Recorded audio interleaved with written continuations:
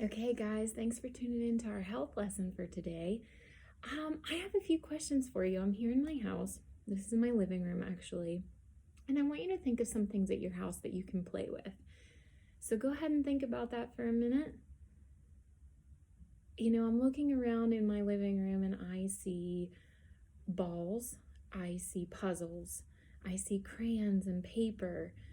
I see that the kids could use games and video games, and I even see some music and their iPads.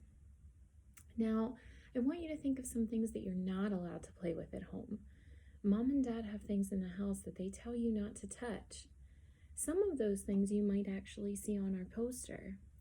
This giant red circle with a line through it means do not touch, do not go there, dangerous. We see these when we're driving sometimes. We see these when people don't want us anywhere near anything. This means keep out, do not touch. So if you look at some of these pictures in here, I see some of the same things that I have over here beside me. A lot of those things are things that your parents may use. For instance, this is Miracle-Gro. I use it this time of year to help my flowers grow. Pretty soon I'll be planting and I want them to get big and strong really quickly. So I have some Miracle-Gro there. I have Mr. Breidenbaugh's motor oil. This motor oil is very dangerous if we don't use it correctly. The motor oil we use, we put this in our equipment outside and our lawnmowers and our four-wheelers. This is actually something that I used this morning. This is called Liquid Plumber. It helps get clogs out of drains, but it's extremely dangerous to use. I also have Mr. Breidenbaugh and I had a project and we were painting. Painting can be very fun to use, but it's dangerous if used incorrectly. I also have this. How many of you have ever sprayed for bees, ants, or wasps to get those pesky pests out of there? So this is actually a hornet killer. So at night you're supposed to spray a beehive to help kill the bees so that you can use whatever apparatus you wanted to use. This is also extremely dangerous. Mrs. Breidenbaugh uses this to clean certain things. It's bleach. This bleach is very, very dangerous to use. It actually can put white spots all over your colored clothes. It's that strong. It's dangerous for your eyes or your skin. Mrs. Breidenbaugh uses this. It's called Pledge. It helps us to clean the dust off of our furniture. This is a toilet scrubbing formula, and it helps clean our toilets, and it uses bleach also. Bleach and other things like that can be very dangerous if you get it in your eye or on your skin and don't rub it off.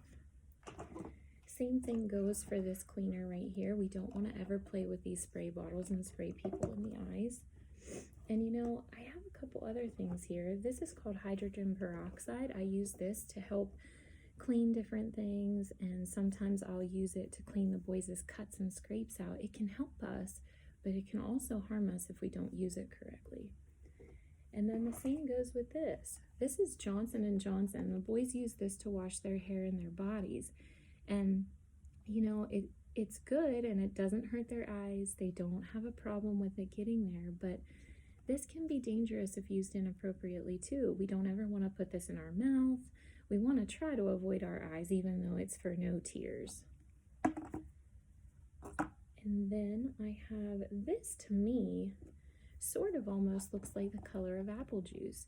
And that's why these kinds of household cleaners are really tough to make sure that we know that they're not safe, because this looks like apple juice to me, but this is actually a cleaner, and this cleaner helps me scrub my floors.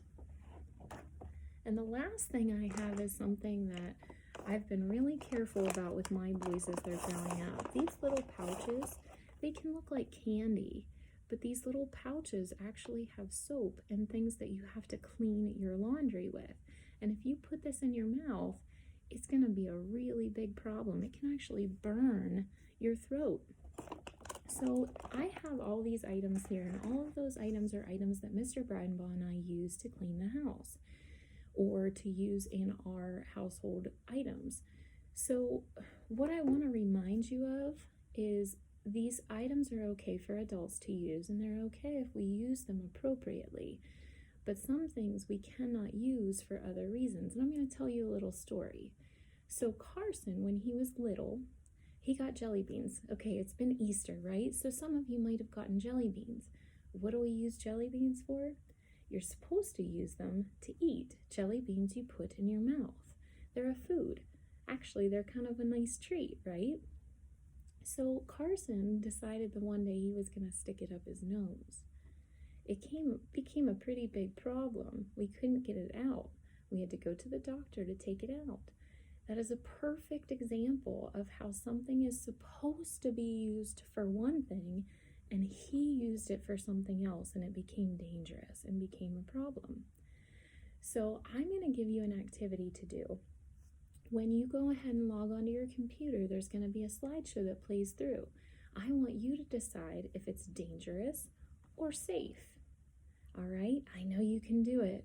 Work hard for us, okay? Love you and miss you all. Bye.